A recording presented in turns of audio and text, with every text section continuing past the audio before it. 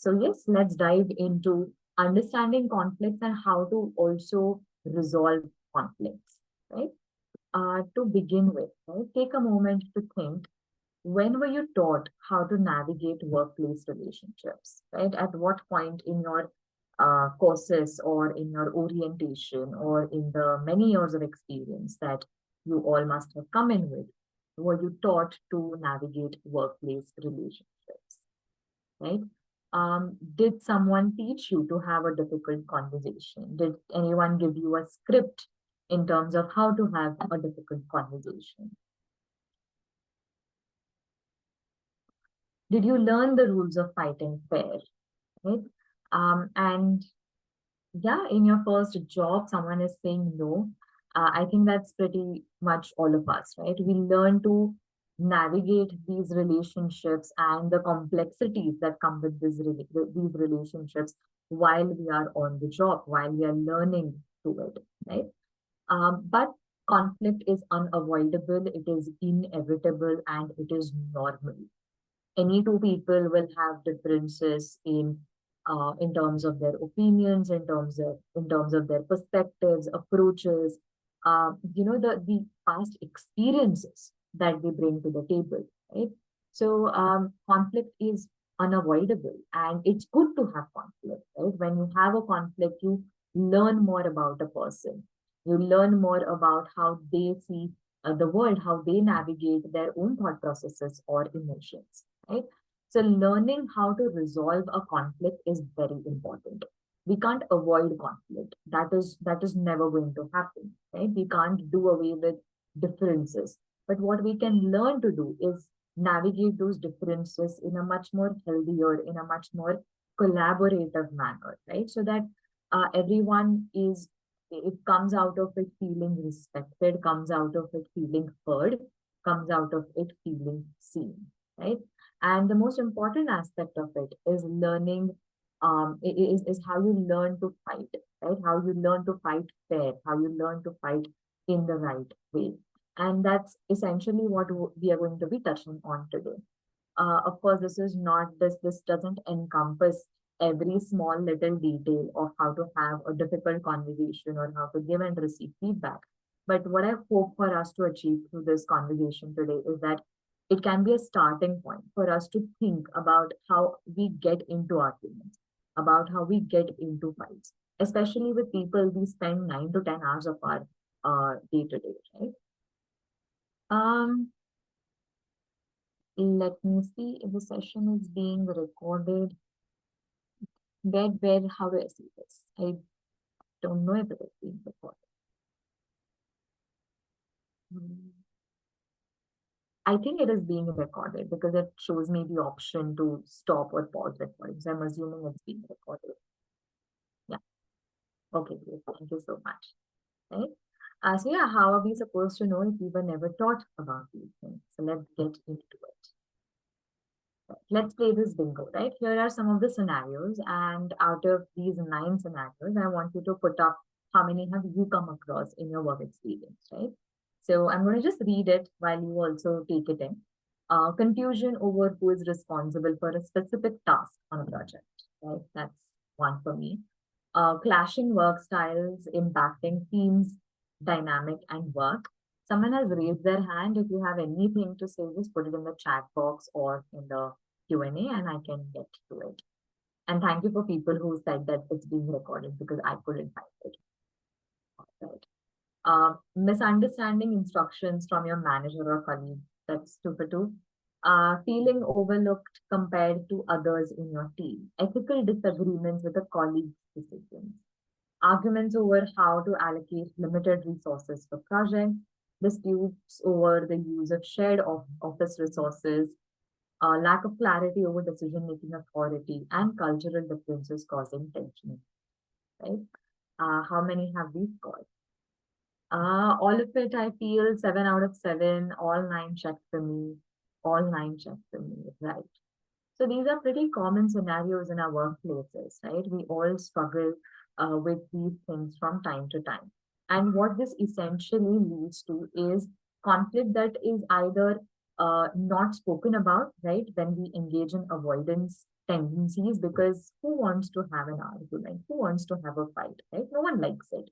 It's not a fun experience. It's not a pleasant experience. Or maybe we get into it with the idea that how do I get what I want out of this situation, right?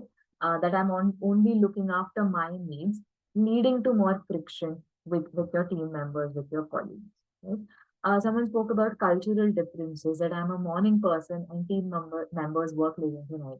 I completely understand and I agree with it. I also cannot work late into night. So how do you tackle these different work approaches, right? Working styles, and that's where friction comes in. And if the friction doesn't have a healthy amount of back and forth, then that is going to lead into a conflict that may remain unresolved. Moving on, right? So, what is essentially a conflict? It can be a disagreement because there are different goals, values, beliefs, perceptions, right? And these goals, values, beliefs, perceptions are something that we don't just come up with in a day, right? They are influenced by our childhood, they are influenced by our past experiences, they are influenced by our ambitions, they're influenced by the people around us, right? People who have mentored us, people who have taught us, so on and so forth. Like I said, it is inevitable and it is a natural part of human life. You can't go through life without getting into fights or arguments. However, it also leads to creativity, right? When everyone in the room is going to say yes to everything that one person is talking, there will be no room for creativity. There will be no room for saying, hey, but I think, if we try this, then it could be better, right? When you also get into an argument, you learn a lot more about the person, right? If a person is going to put their point across without taking into consideration anyone around the table, or if they are going to be a pushover and give in to everything you say. So you also learn a lot about other person, and whoever is able to navigate the rupture in a relationship and repair that relationship grows stronger, right? You're able to trust people who will also oppose you, who will also call out on your bullshit, right? So conflict also has its benefits if we take it properly. Like I said, absence of conflict can lead people to group, right? Groupthink is essentially everyone just agreeing without putting up their ideas, without putting up their pros and cons of what they think, and that can lead to complacency. That can lead to a lot of um, a lot of good ideas that are also not nurtured properly. So what causes conflict? I'm not going to spend a lot of time here because I want to also focus a lot on strategies on how to have better conflict, right? But it is important to understand what can be the source of a conflict, right? So that we can mitigate it before it escalates a lot. Someone is saying something in the chat box.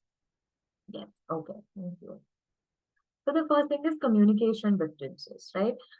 Communication differences in terms of also how we communicate, right? Think about it. Since COVID, a lot of places have worked remote in a hybrid mode, right? How do you tend to communicate with people in your team? You either Slack them or you WhatsApp them, or you use some text-based communication, and that can not always be helpful, right?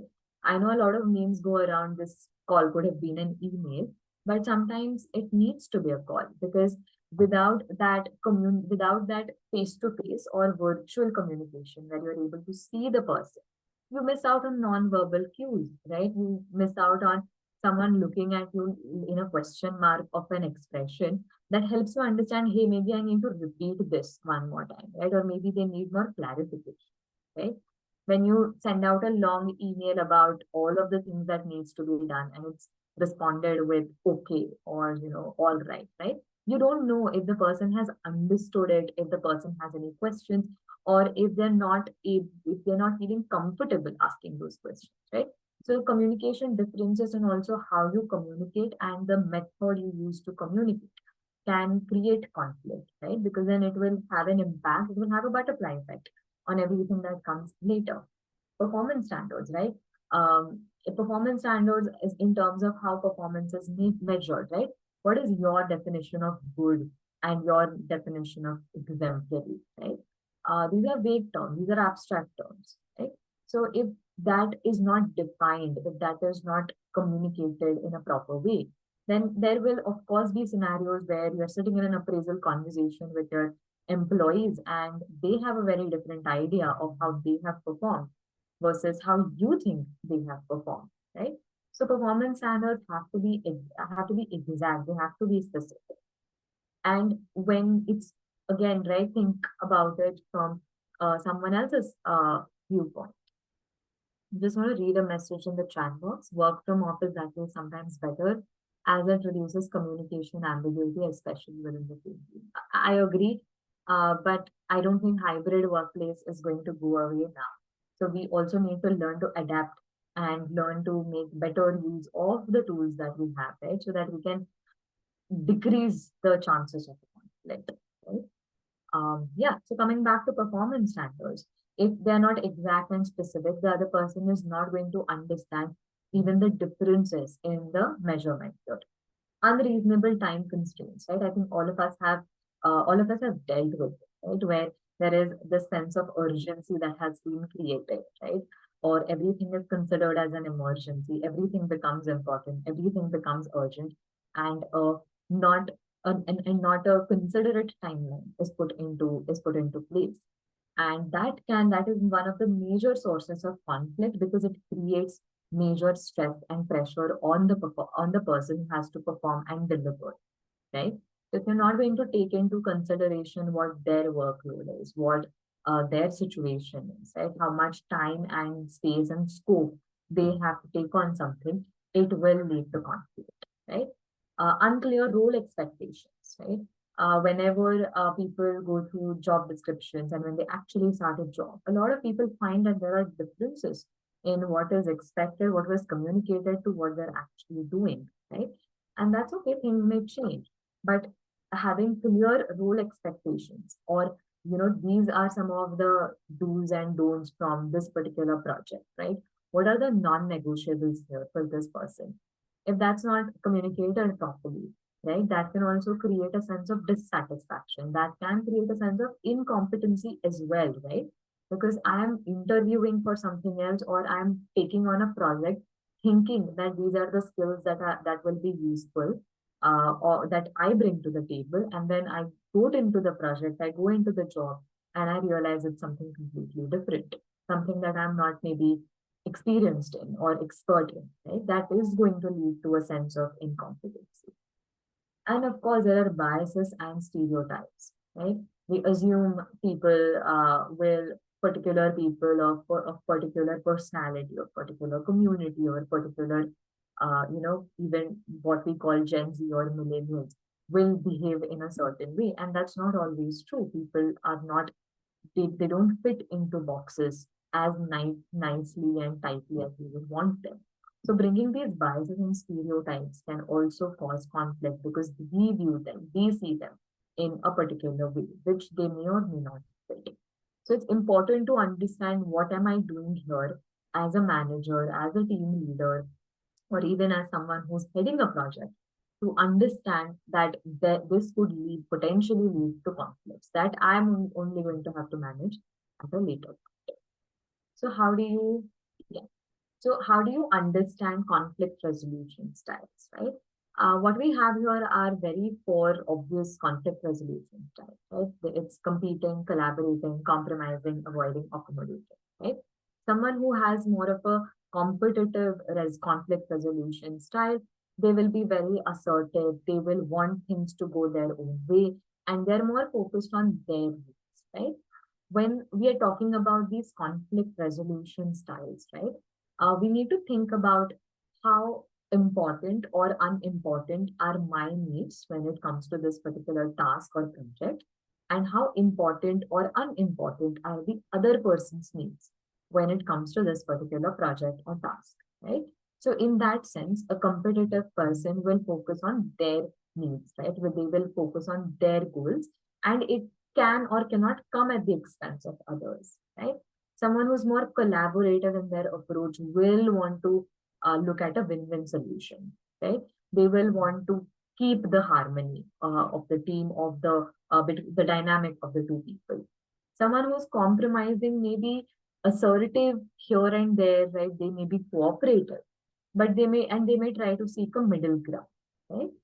That is acceptable. It may not always lead to a win-win situation, but they will try to come to some middle ground. Avoiding resolution style talks more about someone who is unassertive and who sort of, will not address the situation when it needs to be addressed, right? So there will be a lot of shrugging things under the carpet. There will be a lot of obvious signs that they will not want to flag or that they will not want to talk about it. Someone who's of an accommodative nature may be cooperative, but they won't be assertive. So they will always prioritize someone else's needs, right? People who have difficulty in delegating work, right? Because someone is saying that they have too much on their plate or that they will have to work over the weekends, right? Sometimes these people are more likely to also experience than burnout. They're more likely to feel exhausted. Is there one right way and wrong way? No. We all use these ways whenever and however required, depending on the situation, right?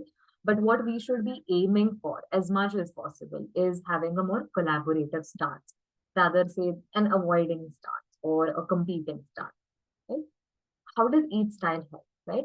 It is necessary to have someone who will be assertive, right? When there have to be decisions that have to be pushed through because there is a crisis or there is an emergency. So you also need someone who can have that competitive way of resolving things, right? Collaboration is required, of course, because situations are layered, people are layered, and you want to maintain long term relationships.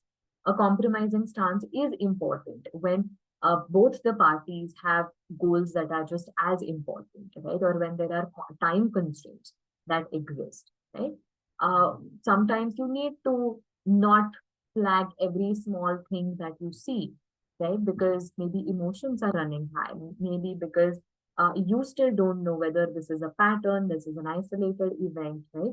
Or maybe you just need to take more cognizance of the situation and need some time to cool down, right? You need to also be accommodative when you know that there is a situation that is beyond the control of the other people, and you just want to ensure that you're doing whatever you can to support them through that difficult time, or you want to preserve harmony in the team dynamic, right? So we all use these resolution styles in different situations, but it's important to see where do I fit in, right? And I would like people here to just take a couple of seconds and just to think, right? What kind of style do they tend to fall back very easily, right? What is your default mode of resolving conflicts with other people, right? Because then if largely it is going to be, say, compromising or avoiding or even like, competing, then you need to also think, are there other ways to approach this situation? I'm gonna like pause for like 5-10 seconds um, before I move on to third. Just checking if there are any more questions.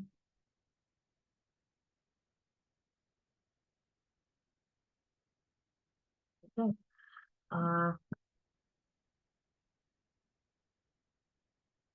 okay. We have a case scenario here. I'm going to read this and then we'll try to understand what needs of the people here mentioned in this case scenario are being met or not being met, right? So Priya and Aman have been colleagues in the marketing department for 5 years. Initially, they were inseparable at work, often collaborating on projects and sharing personal anecdotes over lunch. Priya, who values teamwork and open communication, began to notice that Aman wasn't as supportive during high pressure deadlines. When she needed quick feedback or assistance, he seemed preoccupied or dismissive, leaving her feeling unsupported. Despite her frustration, Priya never directly communicated this to Aman, choosing instead to seek advice and support from other colleagues. On the other hand, Aman perceived Priya's change in behavior as growing indifference towards their professional partnership. He felt sidelined during decision-making processes and excluded from key project updates that she used to share with him earlier. He started to withdraw emotionally, feeling hurt, and gradually becoming less engaged in their collaborative efforts on their personal relationship as well, right? So I'm just going to leave this here for a couple of seconds so that everyone can go through if they haven't already, and then we can look at what is happening with Priya and Aman and what can we do to sort of ensure that things sort of become better between the two of them.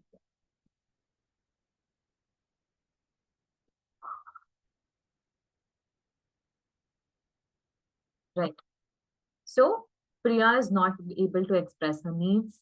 She's not able to regulate her emotion, and she's feeling unmotivated, and she's not persisting, right? She's giving up.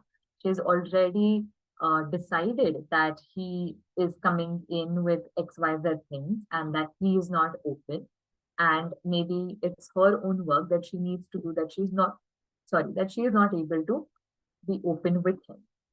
With Aman, he's not able to recognize her needs, right? He's not perhaps able to empathize with her.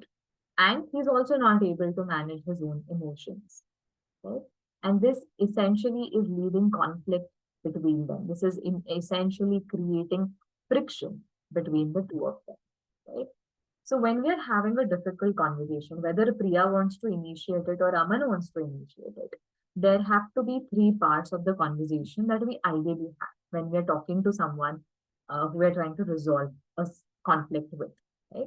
So the first is the what happened conversation, right? This is where you try to describe what has gone wrong for you, right? This is where the most of the say miscommunication or this thing, the situation, right, is explained the way I see it, right? This is the story that I'm telling myself, that I'm communicating to someone, right? And this is where most of the conflict comes up, right? Because I'm going to tell you my version, and then you're going to tell me your version, and then I'm going to say, hey, no, but my version is right. And then you will say, no, no, no, my version is right, right? And we never get sometimes past the stage, right? So the what happened conversation also has to come with how am I feeling conversation, right? Because every time there's a conflict, every time, say, you get sidelined from a project, every time, say, you are spoken in a language that you feel is not respected, is respectful. There are emotions that you're struggling with, right? There are feelings that are coming up, right?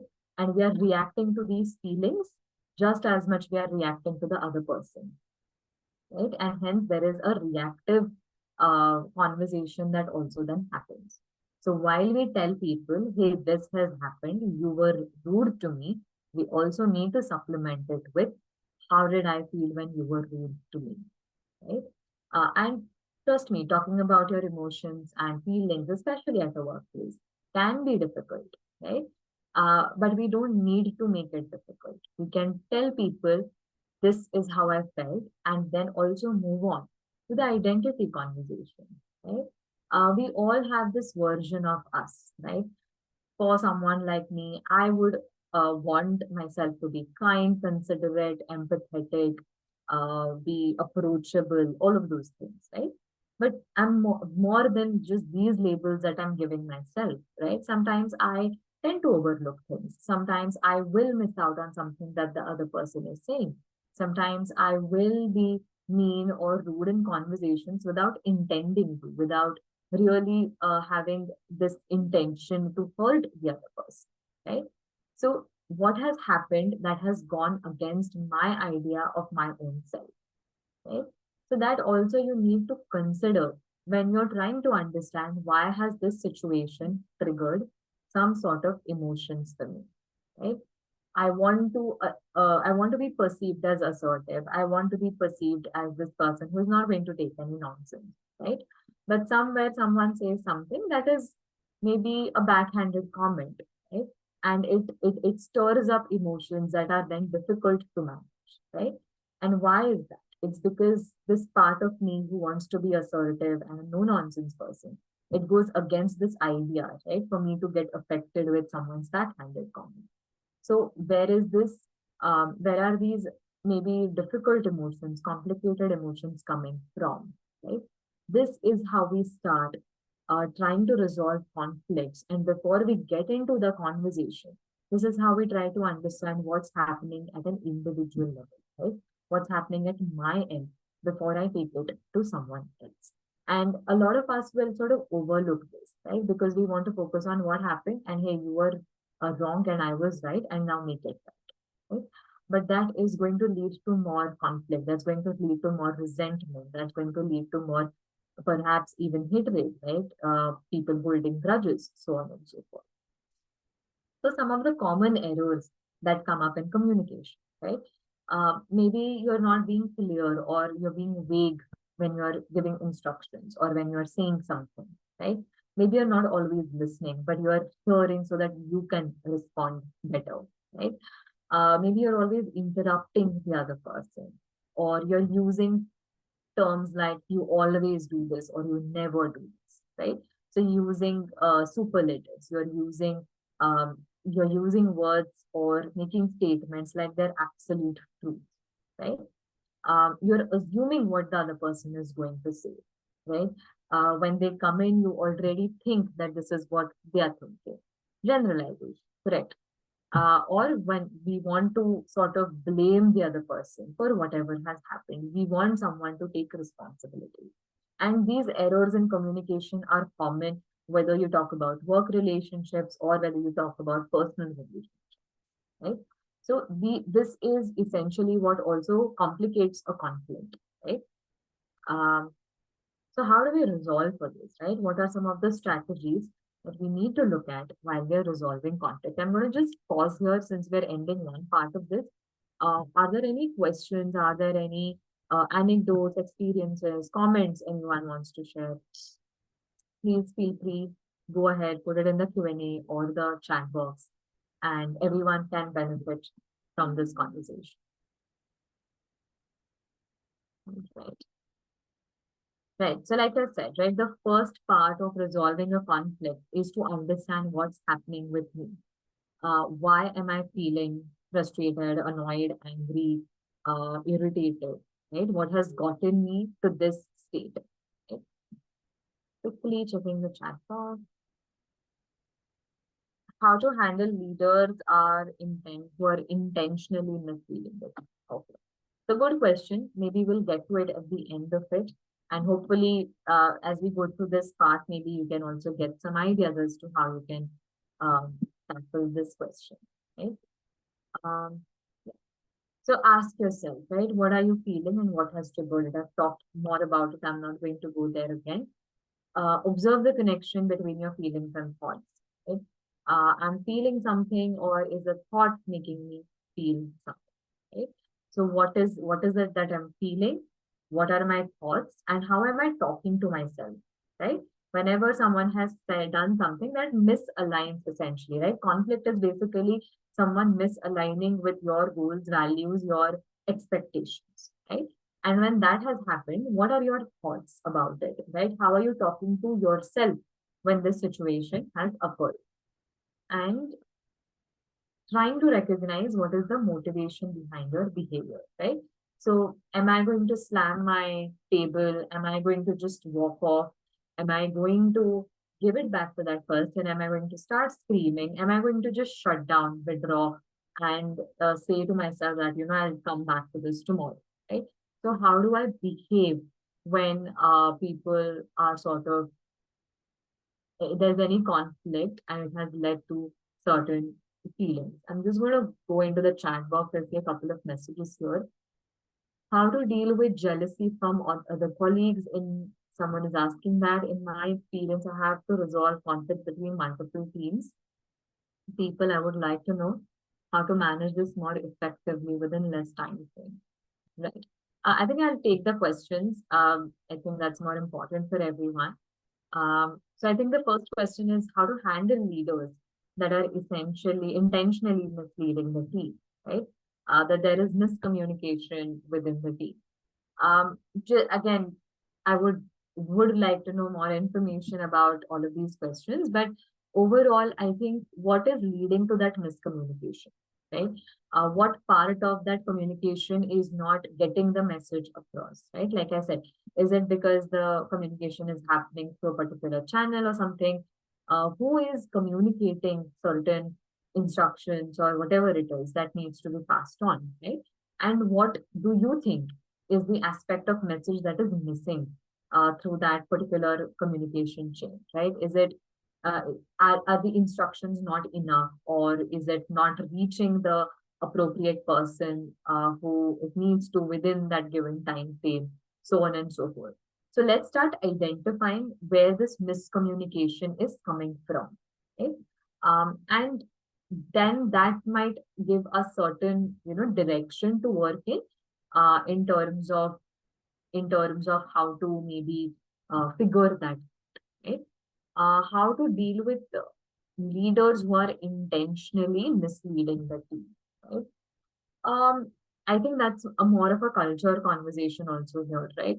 That if you have leaders who are in a position of power, authority, influence, and if they're intentionally misleading the team, then that says more about the culture of the organization also. What is it that you can do will depend on your position in that organization, right? If you are a bridge between the leaders and your team, right? Then can you do your part to sort of at least communicate to your team the information that you have, right? If you're not in that position, right, then can you initiate those conversations with your managers, with your team leaders, right?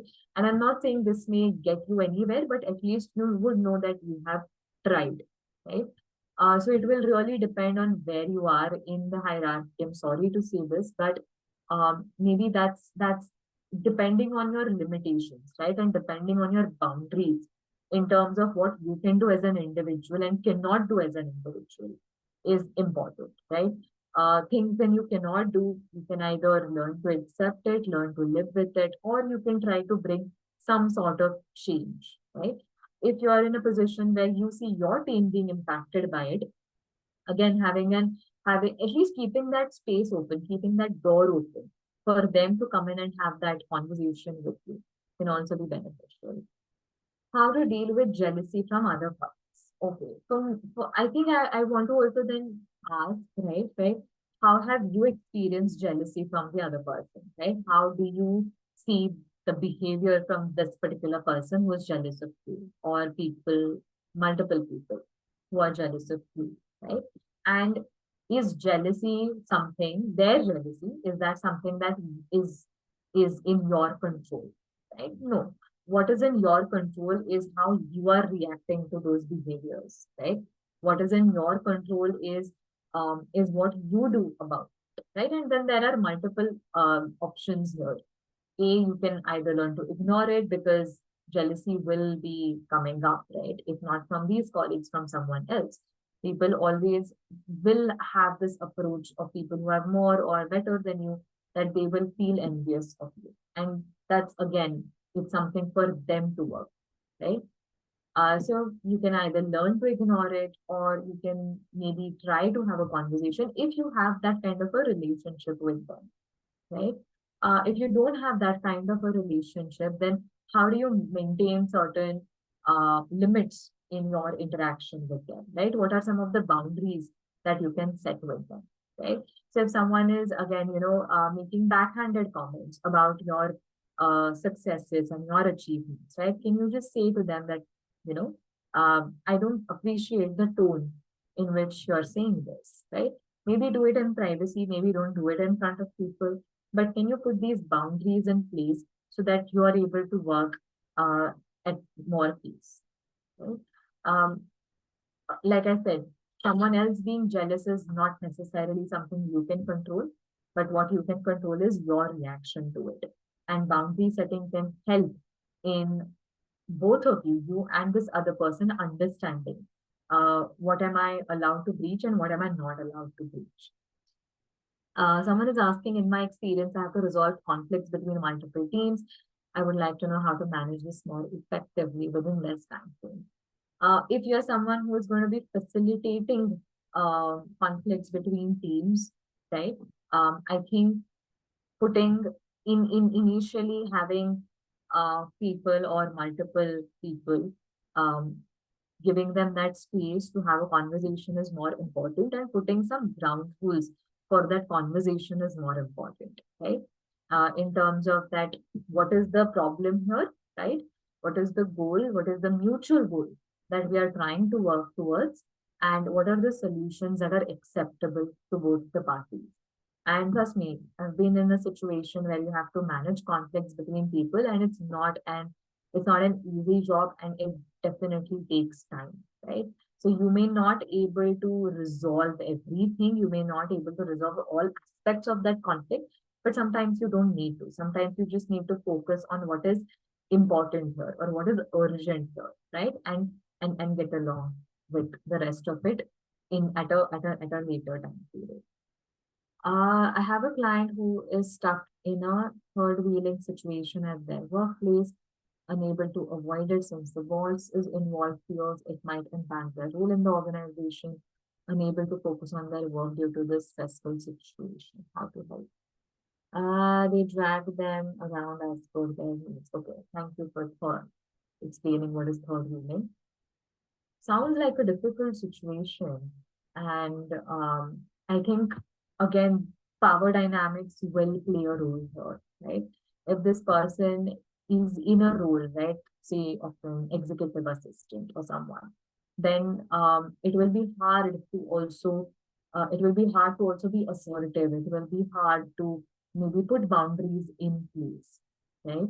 Um, at some point you also have to ask what is important, what is this particular role giving to me, right? What are does its pros outweighs its cons?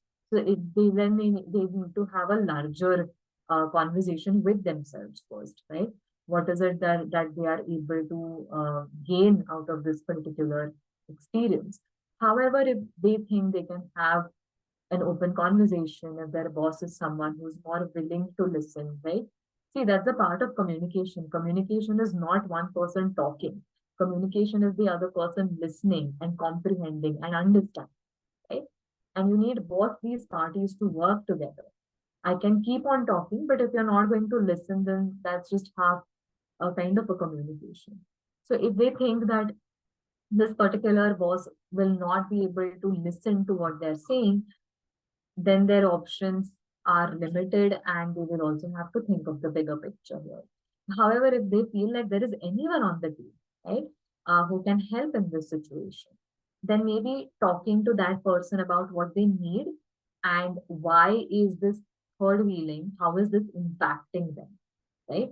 Maybe just putting that across, right? Using statements like, hey, I have been feeling this way because this is happening.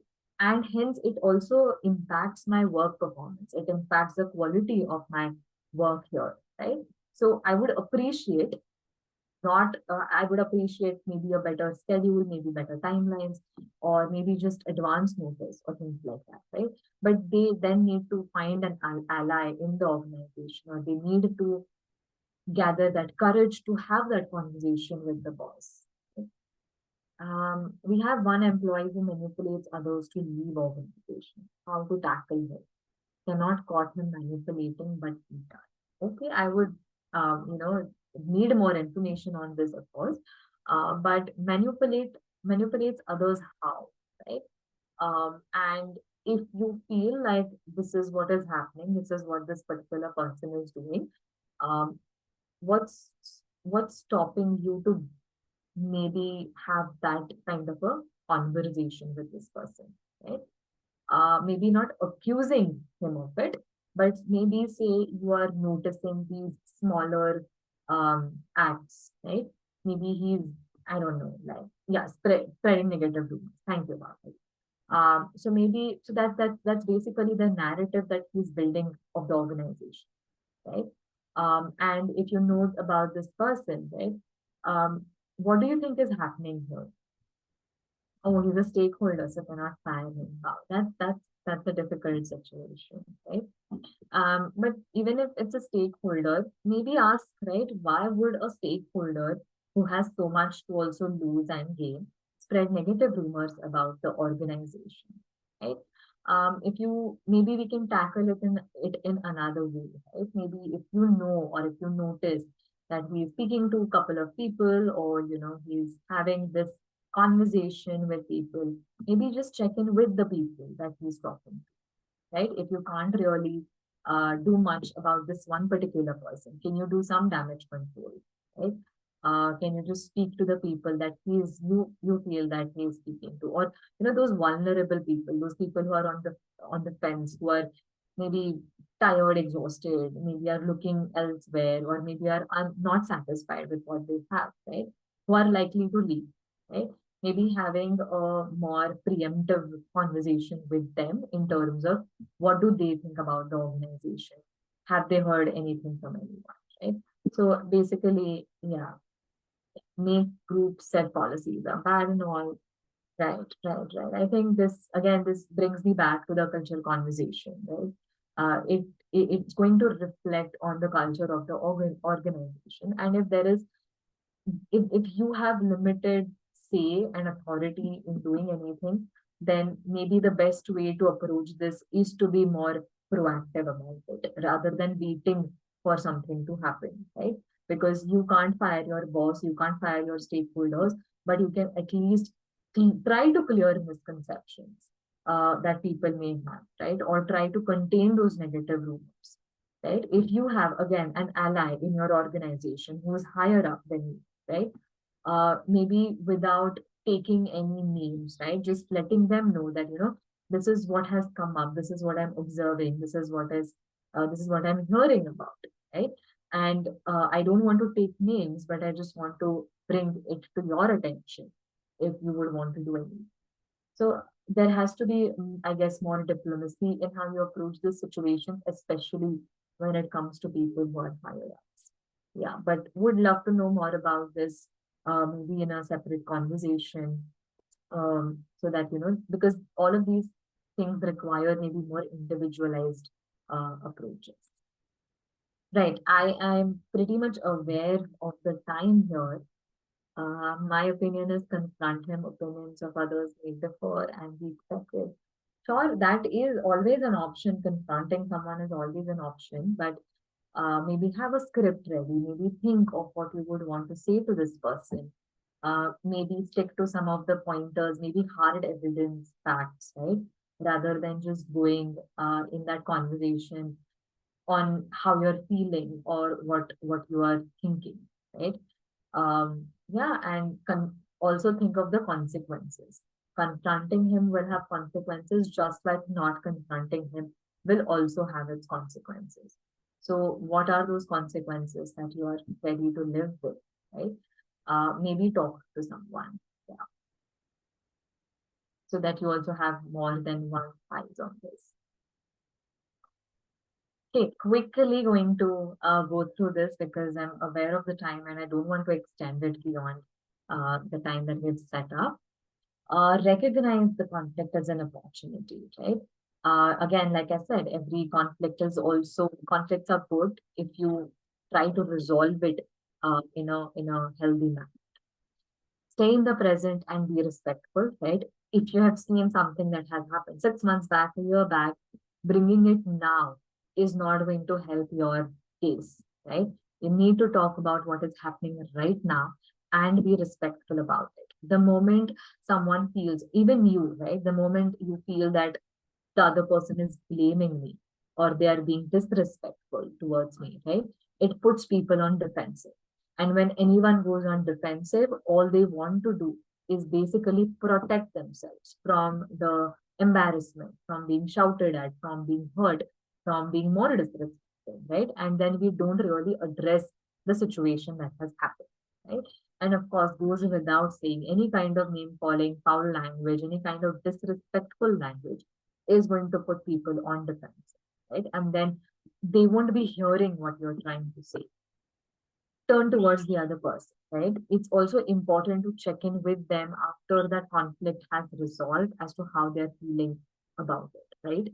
Not to say that if you have had a conflict with a person 3 months back, you still need to keep checking in them, but at least for some time. What I'll do is I'm going to forward this deck to people so that they can also go through these things at leisure because I may not be able to get into details of everything that we are speaking.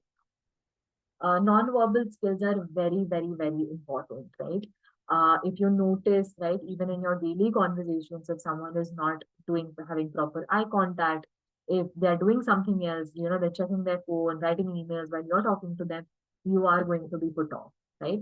So please ensure that you're also uh, considering your non-verbal skills when you have a conversation with someone and when you're also receiving it from someone. So mirroring the other person's body language, expressions, nodding your head in agreement, or shaking it when you don't understand something.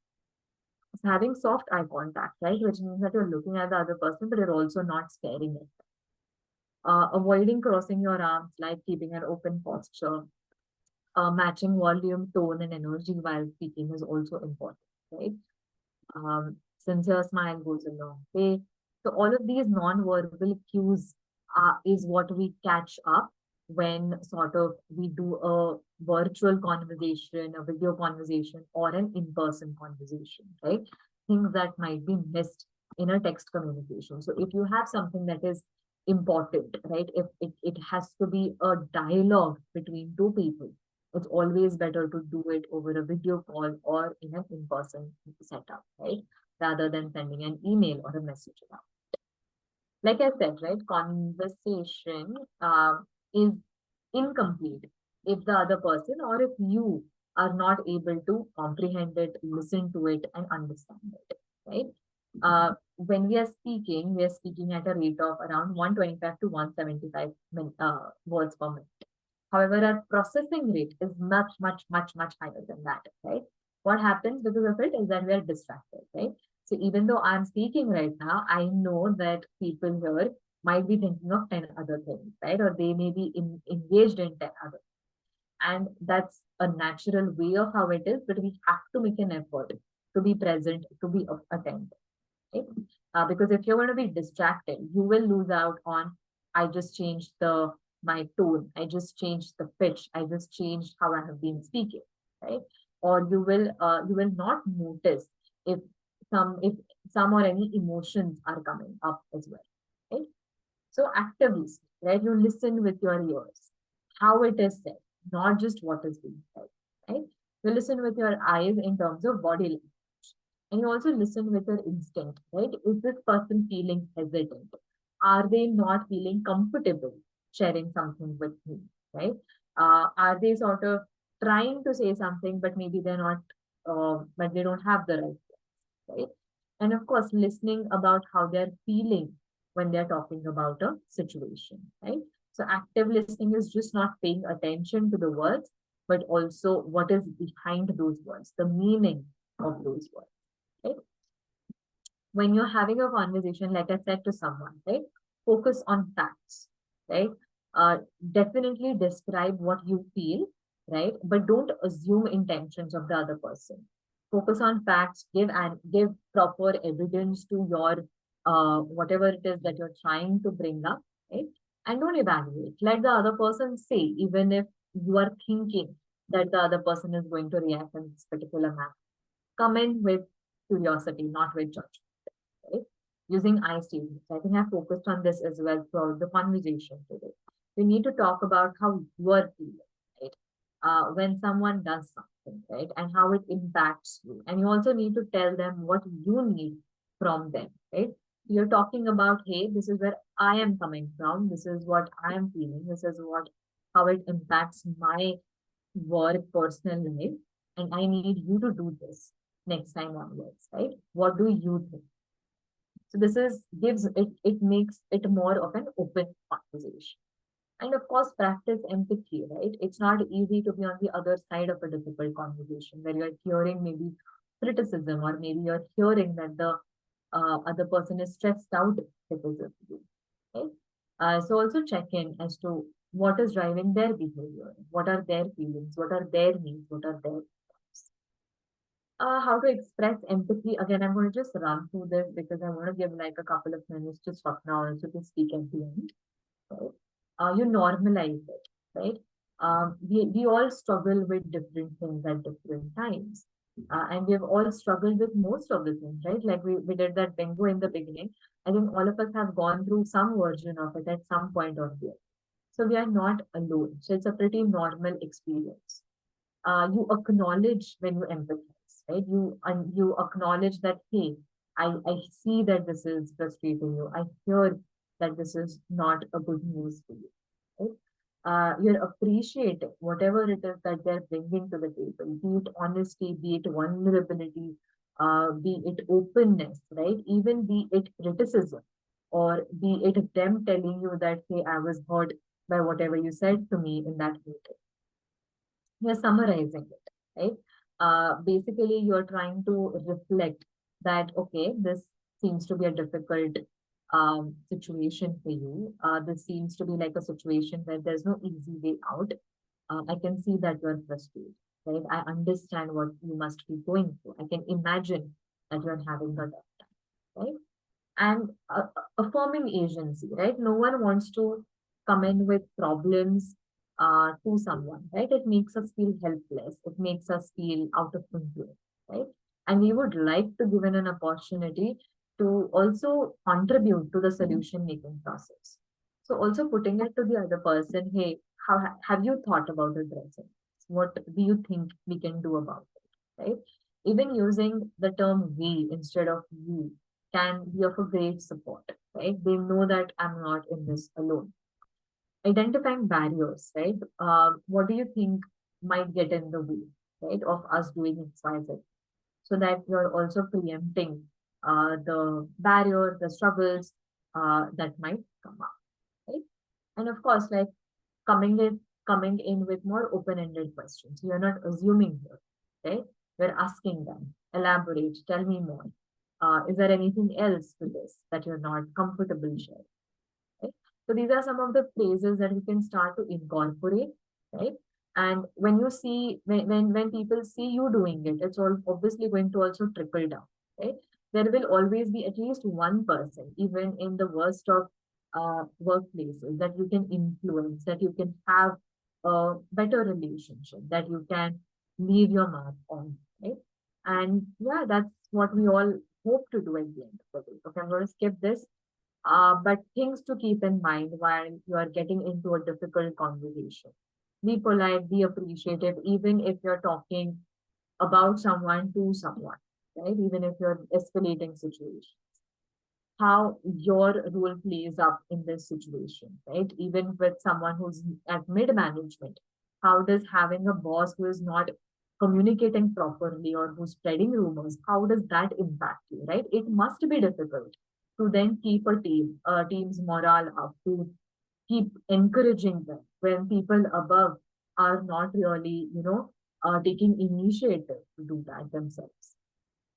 Take a break, but do come back, right? If a conversation is getting heavy, take a break, take a time out, come back to it. You don't need to solve everything in one go, and most of the things don't get solved in one go. Again, ask people about their feelings.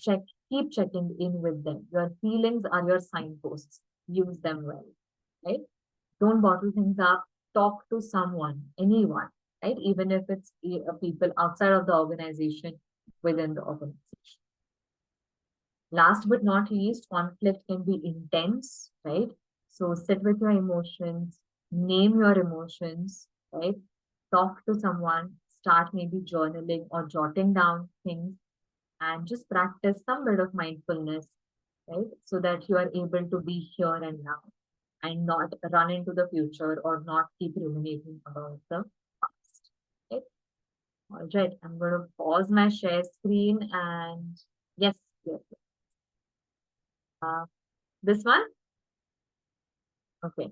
Swapna, do you want to take from here? Yes, I can. Yes, Thank you. sure. This one? You need to come to the deck. Yes, yes.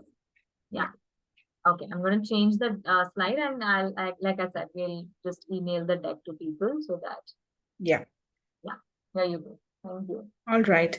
So, thank you everyone for staying connected with us all throughout the session and understanding what we offer as an organization.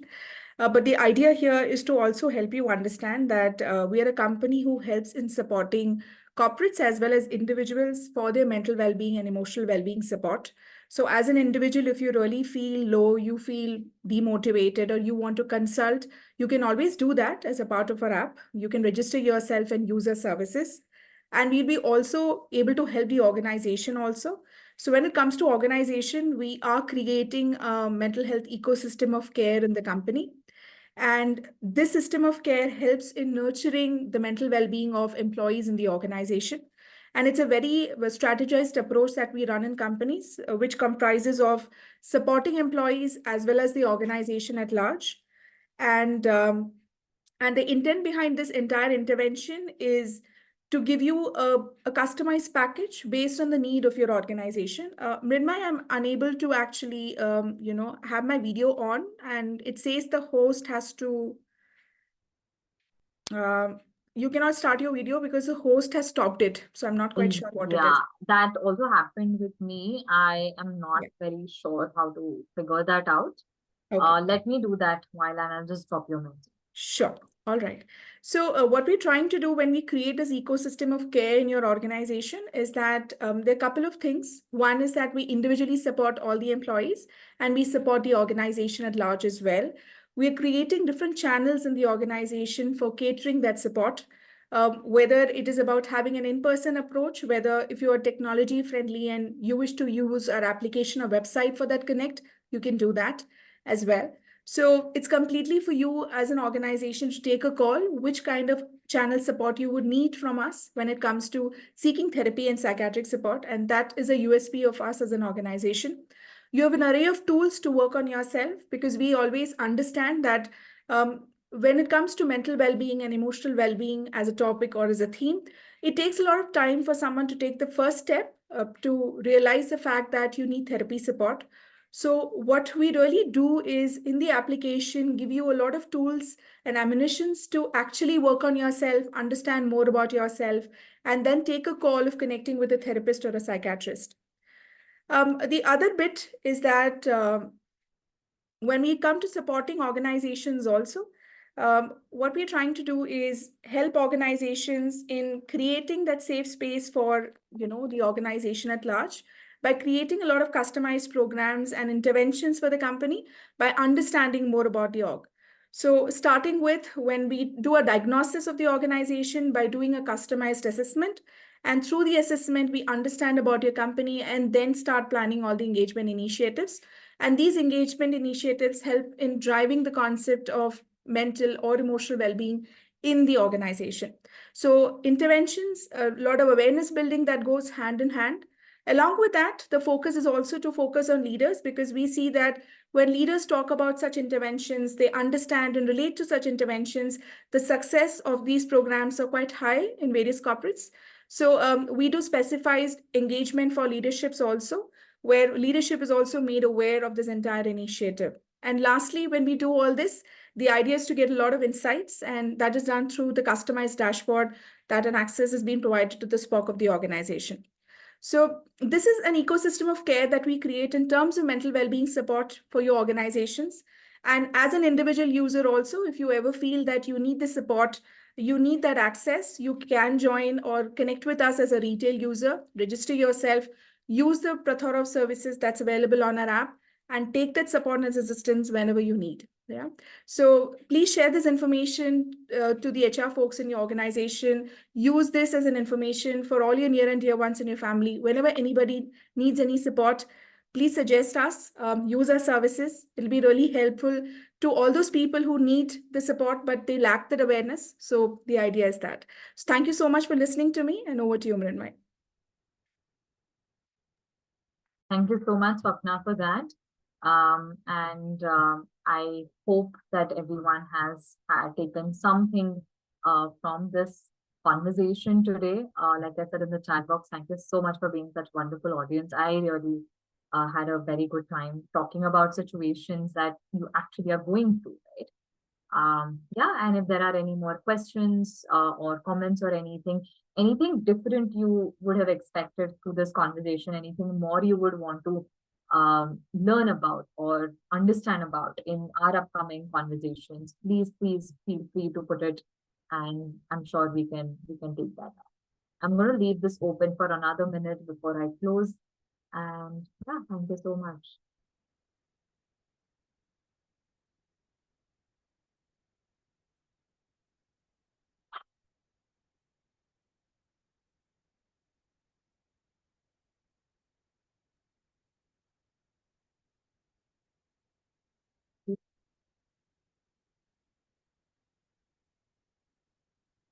Happy to have helped. All right. Thank you so much, everyone. I'm going to stop my share screen. And yeah, I hope to see you next month for such an engaging conversation. And thank you for putting up with me for an hour. Take care, everyone. Yes, I will have someone email the deck to everyone who's attended today. Have a good week. Bye bye.